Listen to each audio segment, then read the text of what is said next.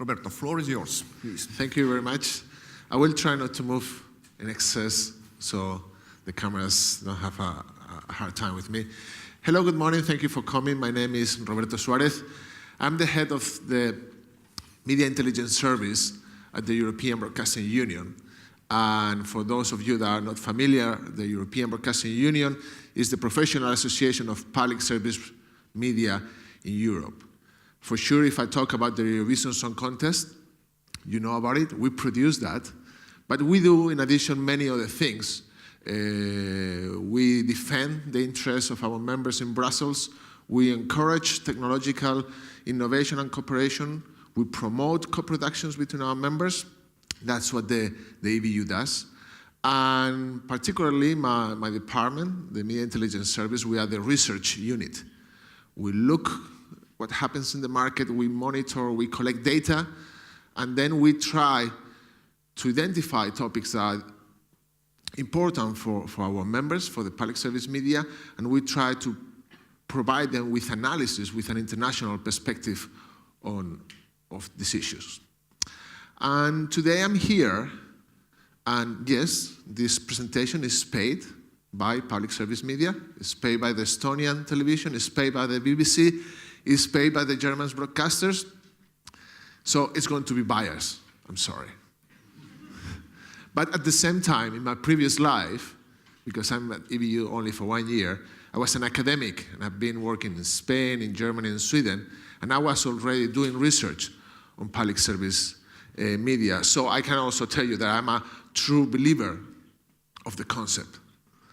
I would like to start my presentation with a question, or several questions. How many hours did you invest yesterday in sleeping? How many hours did you invest yesterday in working or getting an education? How many hours did you invest in eating or being with your families?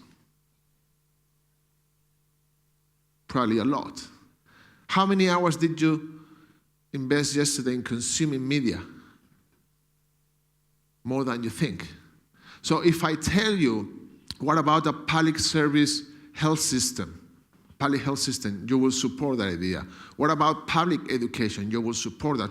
What about social services that support families with problems? You will support that probably. Maybe if you are too neoliberal, you will say the market can provide everything. But generally speaking, you will support that the state or society has something to say in how these services are provided. So what about public service media? Do we have anything to say? I think so. The problem is that in the past, when everything was much more simple, when there was no digital stuff, providing public service was kind of easy because it was just the TV and the radio that was there. There was nothing else.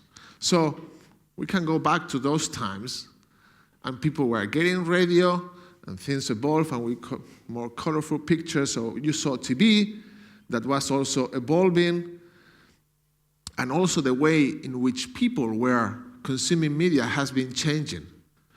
And today, the situation is far more complex. And actually, what technological innovation has resulted in is in the fact that now that simplicity from the past is not there anymore. And we live in a very complex media scenario where the fact of watching or consuming media together is not there anymore. Now the kids are controlling, the father has the computer, and maybe this is the future we're facing, just individual screens. And this is not bad or good, it's just different. And that's why public service media need to evolve, and they need to know better what the people need and want. Because yes, we have said that there is something good implicit in the concept of public service media. We have said that people that work for public service media, they find a reason for that. The question is, do you find a reason for public service media? And I personally find that when scholars that do research in public service media, when public service media broadcasters, employees talk about what they do, they are too sure that they are in the right side. And, well, since I have joined the EBU a bit, what I have been trying to do is to challenge that concept and to ask, are you really sure? Because maybe people are not thinking the same. Because today, you know, in the past people were happy like this, then appear this man and bring some revolutionary ideas. We go into that direction. And what we have is that today, in this wall of multiple screens, we have seen some forecasts that in 2017, the average European will have 7 screens, daily contact with 7 different screens. So it's not anymore about public TV. It's not anymore about public radio.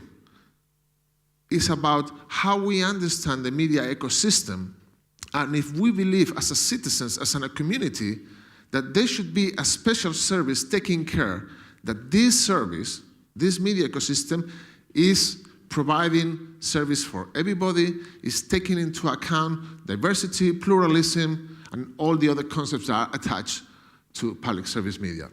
So, as an academic, I also did some work in trying to understand, don't try to read that now, how digitalization going online or going HD is impacting the media market. And as I said, it's a very complex reality. But you cannot go out to the street and ask to the regular people, listen, what do you think about the digitalization and the impact on public service media? They don't know. In fact, and that's what really worries me, try to do the test yourself. You go out there and you ask, what do you think about public service media? Say, what? What are you talking about? Maybe they recognize the brand, and then they will say, oh yeah, that's the TV I have to watch, that I have to pay, and I don't watch. Oh yes, this is the TV that is paid by the state and has a high political interference. You know, and that's not good. So in this scenario also, what I'm concerned is that it's not anymore about TV, radio, and the traditional players or stakeholders. As we have seen, the ecosystem is much more complex, and actually now we have other companies coming from other environments and with other interests. And this changes the rules of the game. And before, someone said, well, maybe I'm not concerned about people collecting my data. I would be. Because it kinds of breaches one of the most fundamental rights, that is your privacy. And also, what happens is that in the end, legitimately, but what do these companies care about? Making money, delivering revenues. They don't care about social cohesion. They don't care about promotion of culture, promotion of your language. They might have some corporate social responsibility program that kind of cleans the facade, but they care about making money, and it's right. It's their business. But let's be clear about that.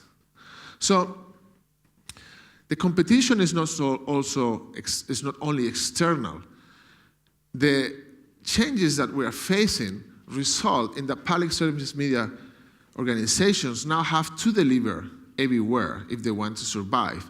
So actually, these organizations are facing internal processes of transformation that result in conflict between departments. And of course, if you want to promote the online, but your budget is not increasing, you have to take the money from somewhere else. You take it from the radio, from the TV. So departments are fighting between them to have control of the production of what is done by the organization. So, but what I'm explaining is not new. I know that. Public service media has been, the concept of public service applied to the media has been always controversial because the discussion is never ending on what kind of content should we provide. Are public service media entitled to do realities or not? Should they do entertainment? Should they do only what the market, what the commercial providers cannot do? Because that's what I hear a lot. It's about funding. How do we pay that? Should be a tax, should be the citizens, advertising. The discussion is never ending also about the structure, if we need an institution to do that, or maybe we could have a national fund distributing money between commercial operators or private companies, and they will produce content that will support or fulfill those social and public service functions. And interference, political interference, I know it's an issue here in Estonia, and also accountability. As I said before, private companies legitimately, they report only to their stakeholders. But public service media report to all of us. They work for us. The problem is that in many cases, you don't know about this. People not studying media, they don't know about that. And therefore, they don't demand these organizations to be better or to provide better services. So, in the end, what is happening in many cases, and I said before that we are trying to do a critical exercise at EBU, and actually this year we launched a very big project that is called Vision 2020, and we are trying to foresee how media will be in 8 years and how this will have an impact in our members, and we try to make some recommendations on how they should react. And this is not always easy, because as I said, professionals in public service media, in some cases, they are very sure they are in the right side, that they do something valuable. And in this exercise of being critic, I try to ask them, are you really sure what you do is valuable? And in some cases, in a big conference we had, and we were debating, and I don't know if you can read properly what the graphic says, but sometimes our members are perceived by the audience as big bankers, where people inside are saying, yeah, we have great ideas, this is fantastic, we are providing a good service, but then the people are going in, they have jumped into different ships, and they go to different screens, to different providers. This is happening. And we need to react to that. Today, I was asked maybe to identify some of the main challenges that our organizations are facing. And as I said, it's about defining the concept of public service, because that's a very difficult task. It's about defining how we pay the service, how it should be organized, in which direction it has to innovate, and then most important, how do we transmit all that information to the audience?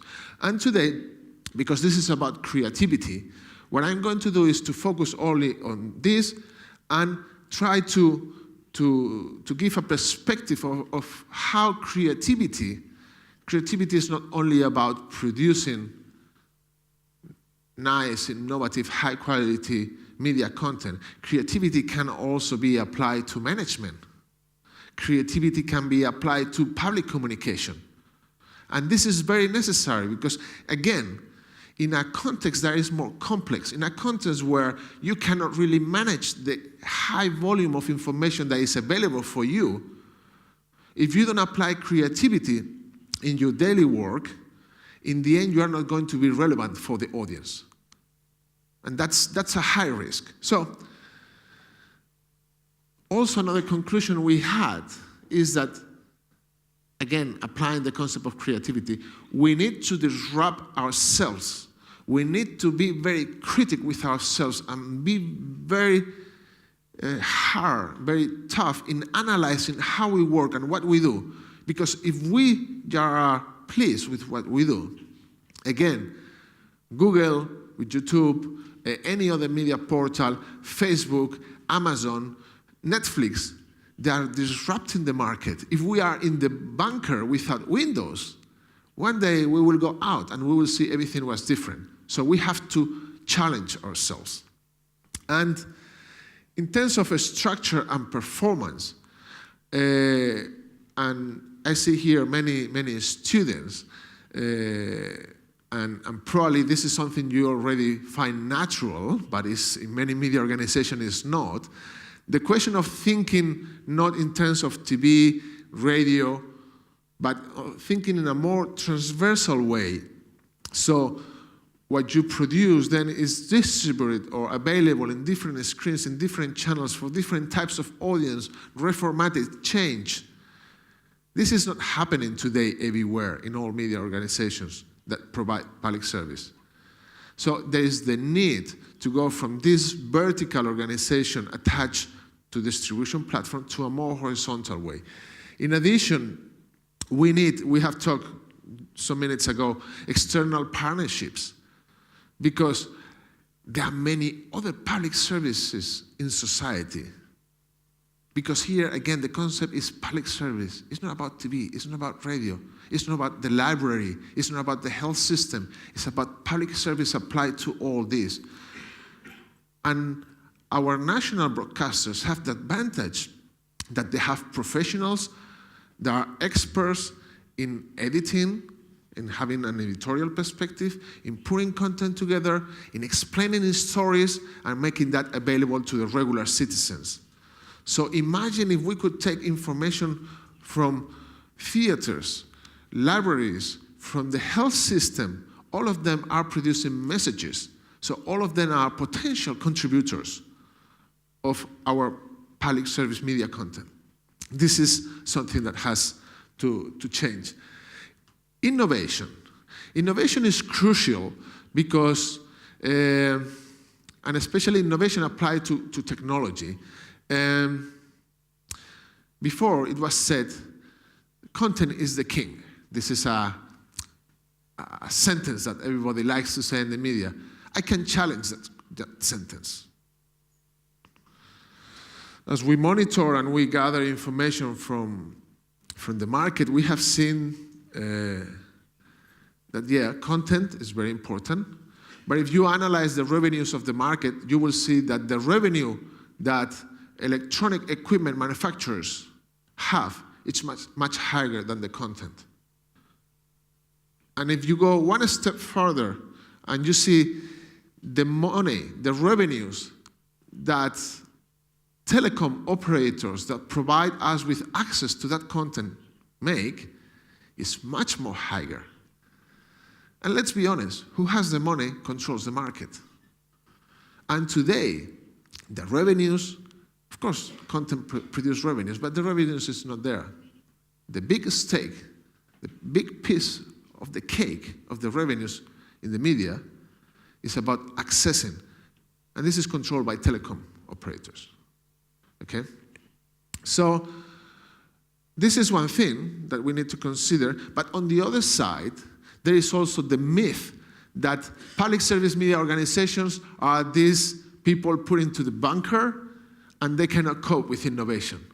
They are slow, they are bureaucrats, they are not interested. That's not true. Actually, if you make a historical analysis of how technological innovation has been driven in the media sector in Europe, it's basically public service corporations that have been introducing always the latest technological innovations. And there is a very simple reason for that.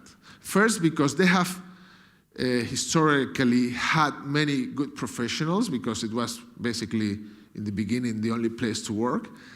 But in addition, because they don't have the pressure of making economic profit. So they can play the game of trial and error. And for example, today, if you talk about HbbTV, connected TV, it's an initiative, it's a pan-European initiative with many commercial companies involved, but basically led by public service media. But of course, we cannot, as I said, we cannot just be, oh, how good we are, and we are innovators, and we are producing great content. This will be only half of the reality. The other half is that the audience itself are innovators. People are not just watching anymore comfortable in the living room. They are exploring constantly the media system because now technology has empowered them to do so. So we need to follow our audiences wherever they go. And honestly, wherever they go, because if not, since the amount of media content available, since the offer is growing exponentially, if you don't grow, then your weight, your visibility, your relevance in the market is going to be tiny. And this is going to result in that the people will not consider that you are important for them. In terms of understanding the audience, as I said, it's not only about data. It's not only about gathering all these patterns of where we buy, how we share. As they said before, you are missing then part of it. And I think that public service media organizations, they are in the need to listen better to the audiences, to talk to them, and to know what they do. Another thing they need is not only enough listening, they need to engage with those audiences. Because if you are listening now to me, but then you don't have any question, maybe I would say, okay, I just talk, but nobody got the message. So somehow I'm trying to engage you in this conversation so you get my message, but also want to know your messages. Okay? And then it's about involving. If the audience doesn't feel that this public service media there on the screen, it's theirs, it's done for them, how do you ever are going to achieve that they support you? Okay? So what you need in the end is to find what are the needs of the audience. And this, of course, you can find with data. But there are other aspirational needs, or the social or the cultural needs that cannot be identified with numbers. And you need to engage in a dialogue with your audience.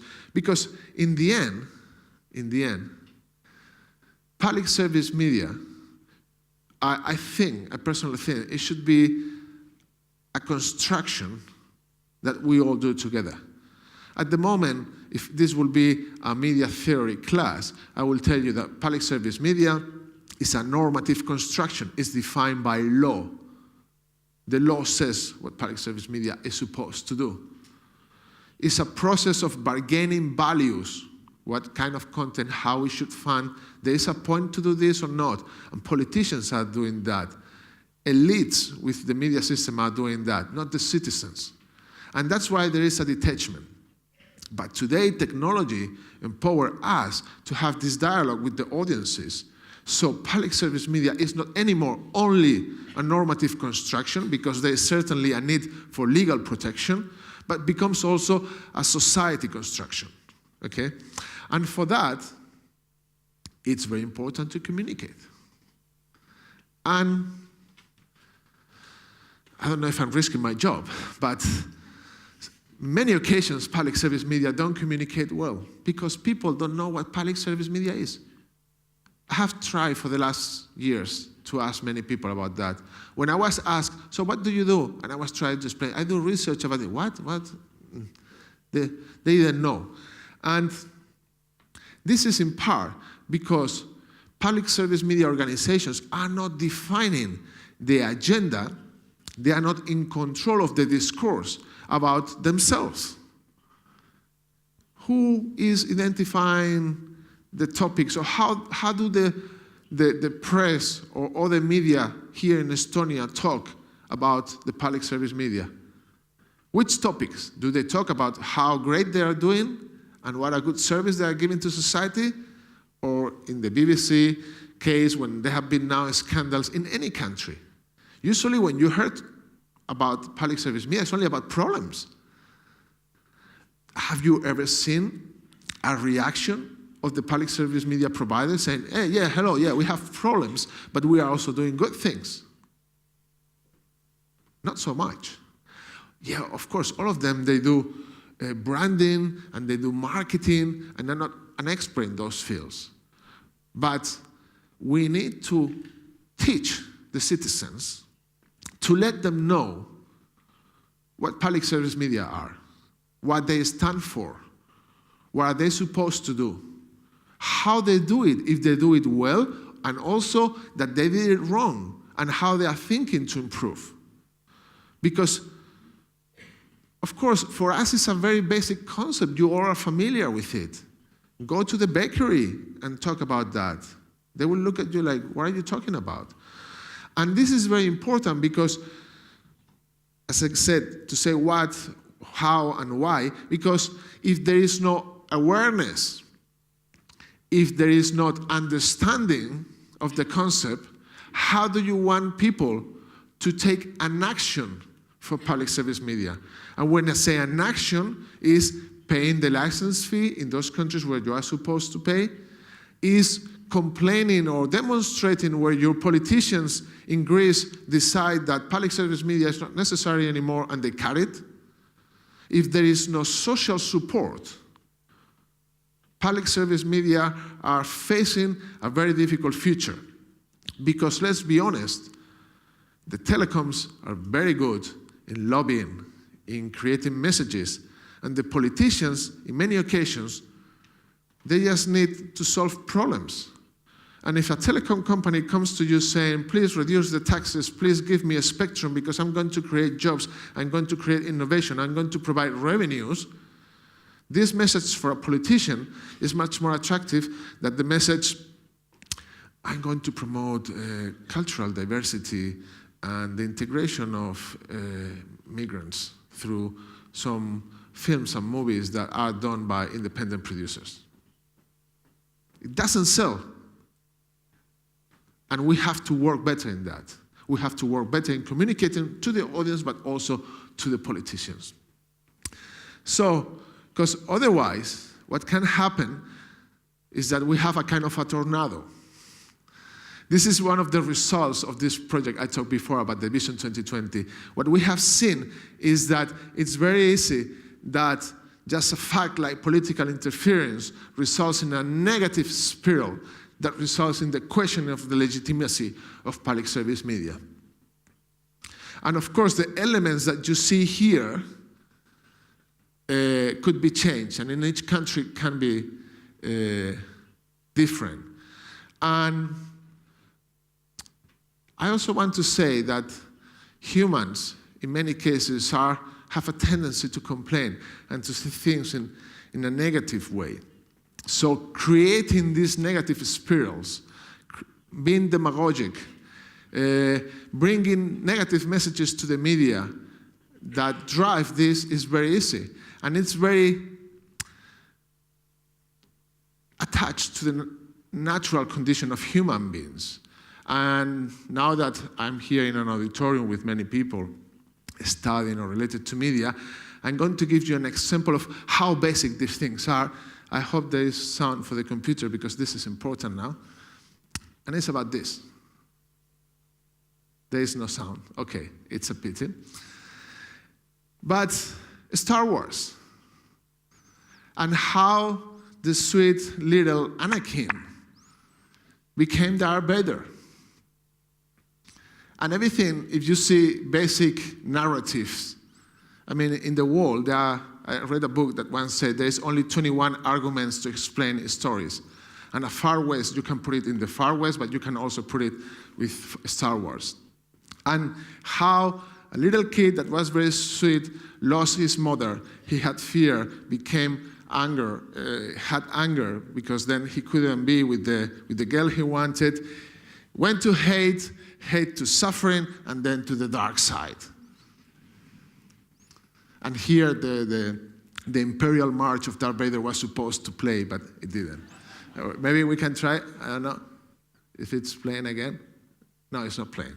Okay, so the thing is that suddenly we can see public service becoming, for many people, the dark side, and we don't want that. So at EBU, what we try is to be the Jedis and to support them. So we go, as I said, we have launched this project. We have been researching a lot because the main question is how to make public service media indispensable for people. Okay? And this the solution to this depends very much on the age and all the personal necessities. And this means that we have to be a bit like jugglers, because some people in a certain age will watch TV and will listen to radio to know the latest news, and they give a lot of, they trust a lot on those media. But then we see that teenagers discover news in Facebook with other friends or with other peers, recommend something, and then they look by themselves more information about that headline. The question is how we, public service media, we can be indispensable for the entire society. Because if we are not seen as indispensable, but superfluous, or just one more of the big offer, then there will be no reason for you, for the people at the bakery, for anybody to support us.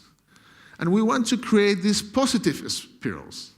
And this is not easy. And for example, if you have good quality programming, you get good ratings, you can establish a relationship of trust with the audience, people are willing to pay, you have a stable financing, and with good money you can do good programming. And if everything is going well, then there will be no politician that will dare to say, we don't need public service media. So in the end, what we do and what we work for is to create strong institutions that are indispensable for the people. And hopefully nobody has something like that at home, because we'll be crazy. But this is a bit the reality we are living. And if you ask yourself, what is public service media in the field? What is public service in the field of media? And I was doing the mistake of saying public service media, but the question is different. What is public service in the field of media? Okay, it's about certain values. It's about certain content. It's about an ethos, a way of doing things. But I know that if I will ask my former students, or if I will ask many of the students who are here, what is public service media? What will you do? Or what is the image that represents public service media? You will go to Google, and you will put public service media, and you will click in images. And what do you get? Do you get this? This is not technological innovation. This is not the YouTubes, the connected TV and everything, but this is a very powerful image, because this is summarizing the concept of public service media very well. And is that in the end, the basics is that we are there for the people coming together, for the people sharing ideas, sharing values, for providing the people a space for discussion, because not everybody thinks the same, and that's good. We provide it was about informing, educating, and entertaining. And today maybe we should add something. It's about connecting. It's about bringing people together, connecting people. So as I had said, there are many challenges that public service media have to face. I have tried to summarize a bit the ones within the most relevant. We could talk for hours about this. But I really believe that creativity, in terms of being a good manager, in terms of how should I listen to my audience, in terms of how can I produce a content that can be adapted to different platforms so it reaches different publics. Creativity should be one of the drivers of our actions. Creativity is, I would say, not the goal. It's not about being creative to get an award. It's not about being creative to be recognized. Creativity should be the cause, should be the food that public service media professionals eat, what they do, everything should be based on creativity, so they produce outstanding services that are indispensable for all the citizens. Thank you very much. Oh, sorry. Okay.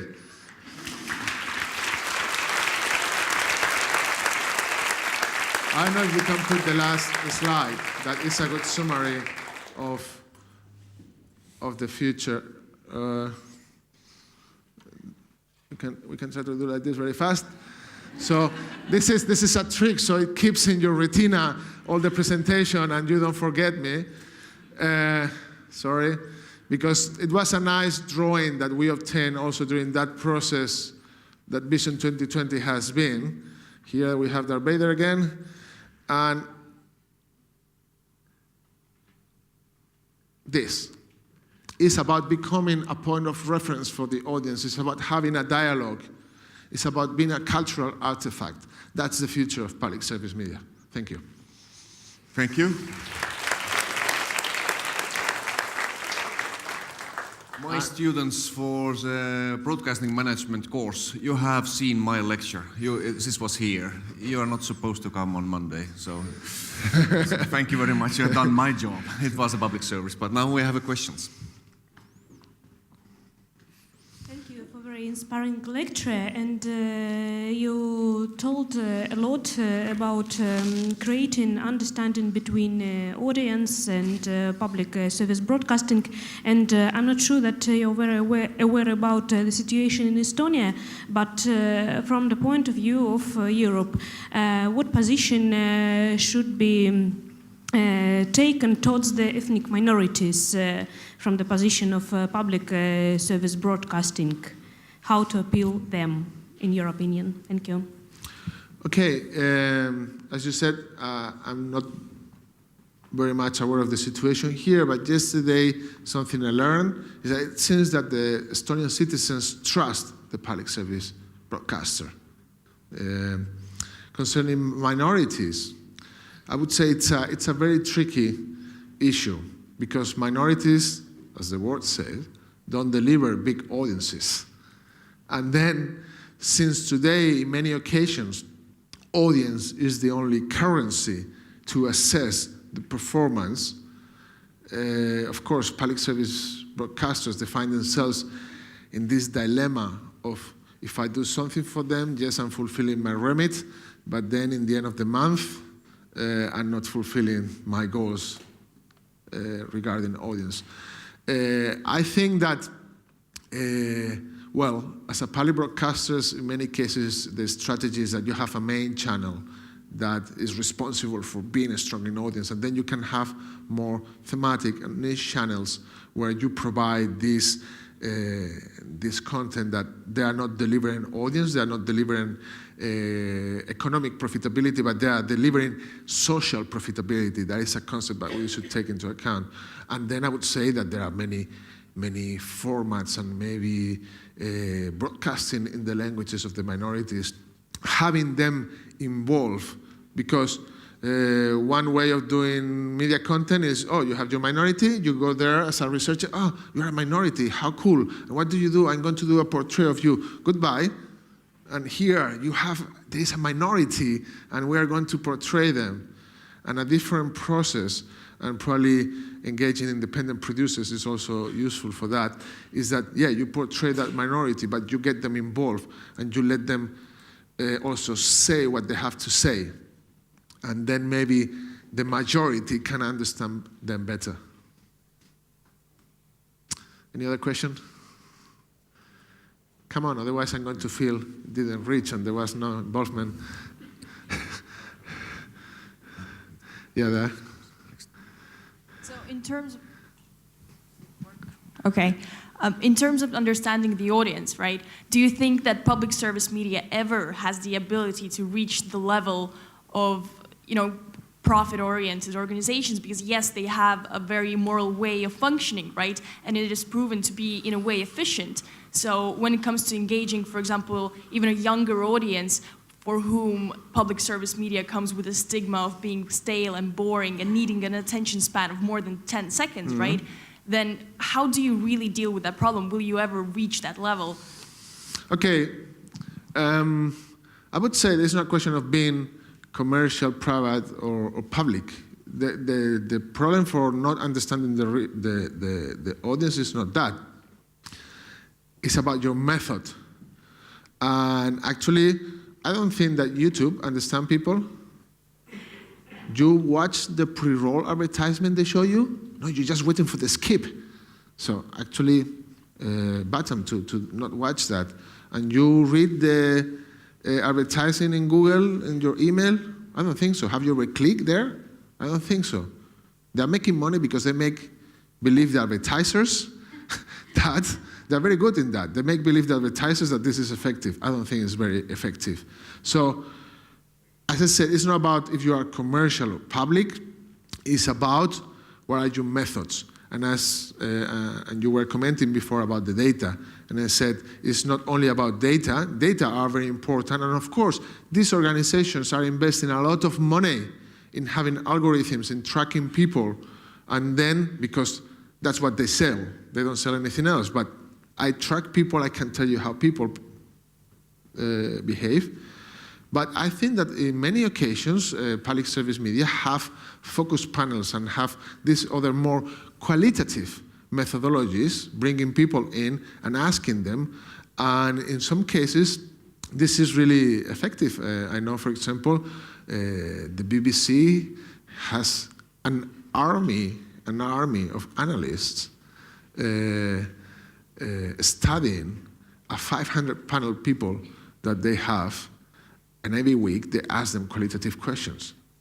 And also the Danish and in the Netherlands, many public broadcasters around Europe are doing that. What I agree with you is that in some cases, there is, by the young people, of that perception. But then again, maybe it's not about, I wouldn't say it's about the content in many cases. Public service media are delivering very good content in terms of children and teenagers. It's about how you market it. Again, how you communicate with the audiences. So maybe there as well, the change needs to be done. More questions? Yeah, there is one question more. Yes, James. Oh, sorry, you will next one, but... That's a really interesting talk, and this comes on from the question you just had. And it's about listening and dialogue and communication with the audience. Because I think from my own research, public service broadcasters have a fundamental problem listening and engaging with dialogue with the audience, because the clue's in the title, public service broadcasters. When the audience speaks back, they don't know how to deal with that, in that if, for example, some of our producers kind of talked about how, they got really excited because they got 100,000 emails coming in, and then the digital producer says, great, how many did you answer? 2? They're not set up to respond, to engage with dialogue. And I think what you're saying is really important. I think what you're saying is really interesting. But beyond that kind of either data section, which you've dealt with quite well, and beyond kind of like qualitative research panels, which are interesting, that process of listening and engaging with dialogue and representing that process of dialogue, I think, is really problematic for public service broadcasters. And I wondered if you had any thoughts about that. I think it's also, as I said, we need to apply creativity to management. And we have today here the Director General of Estonian TV, and I see up there the Ombudsman also. And yesterday we were talking about this and how people actually write, and they have something to say, and sometimes they complain, or sometimes they say what they like. And for example, also in Finland, now that there is a personal tax each citizen has to pay, suddenly they found themselves that the Finnish were writing to them and complaining and saying, or saying, I like that. So how to introduce this feedback in our daily routines, because of course the day has only 24 hours and we are supposed to work 8, and we have to deliver a lot of content, and it seems that the machine cannot stop. Well, when I was been living some years in Germany, and Germans, they plan well, and they take their time and they stop the machine and they plan. And sometimes we need to do that. We need to take those emails and read them. We need to introduce those panels, the results of those focus panels, into discussions among professionals. And you might think at the beginning, oh, I'm not working. Let's see if this finishes because I have to produce the news for tonight. Yes, you have to produce that, but investing time in learning about your audiences is crucial. Otherwise, you are working in the bunker, and when then you're going to open the door and nobody will be in the island. Seal oli ka küsimus, jah? Does it work? Yeah, good. First, there's a bit of a comment regarding the tornado you draw, starting from good and ending up to the evil. Actually, it was the other way around. It started from the evil, and the last, the first series indicated that it was all good deep inside. So you manipulated us nicely with turning the actual story around. But that was good example. My question and part of a comment would be that you and some of the previous people talking put these slogans like Netflix and Hulu and YouTube and Vimeo, everything sort of on the bad side, and then there is the other side. I am part of the public, and from my perspective, this is the public broadcast. This is the public vision or television. Maybe there's something that also the public side should learn or take into account, and sort of being an Estonian, I'm not trying to shove my head up the Estonian national TV, but they've done a pretty good job. They've integrated the dark side, the so-called YouTube, Vimeo, and Netflix, and these things, and Twitter to their environment, and I think it's been a very good step. Maybe when we talk about public broadcast or television, maybe we should, the next phase, just accept the fact that this is the change that has happened, and there's no point of trying to keep hold of something that we used to have, but accept the fact and start from there. Just maybe there's something to learn from these things that we kind of consider evil. They are not. They are delivering good things, and they are making people happy and educating us. Yeah, I totally agree with you. And in the beginning, I already gave some disclaimer that the presentation will be a bit biased. But of course, they are not evil. Of course, they are not the bad guys. They are our competitors. Okay, so we have to put them there. We are here. But at the same time, and I can tell you this is a result of our thinking, our reflection, although we compete, we also find that there is a space, first, as you said, for learning. We need to observe what we do, and we should try to do it better, if possible. We should be incentivated to innovate, following what also they do. And there is a space also for partnership. Because, for example, Netflix, that now is also available in Norway, and I don't know the details, but I know that NRK is kind of studying, or I don't know if they have reached an agreement of collaboration with Netflix. Because in the end, of course, as a public service media provider, having Netflix as an ally who is distributing also your content is not a bad thing, opposite. So, as you said, there is no point anymore in putting or making these extreme sides, the good ones, the bad ones. We need to collaborate with them, we need to work with them, and we need to try to influence them as much as possible, because as I said, and you said that, it's not about what we had, it's not about that we need to defend until dying the institution, although the institution is very important. The institution has to change, and the institution has to work to promote some values. Actually, something that public service can do is to uphold the values and the standards for quality in the market. So let's try to work hard also to influence how these companies do business, how these companies behave in our national media markets. Thank you for your question. Thank you. Unfortunately, I must cut off this presentation. Thank you for your time.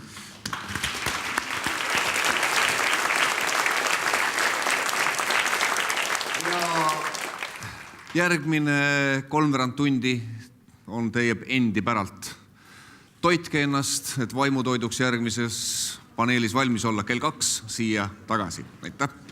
So this means eat fast because we don't have so much time. Yeah.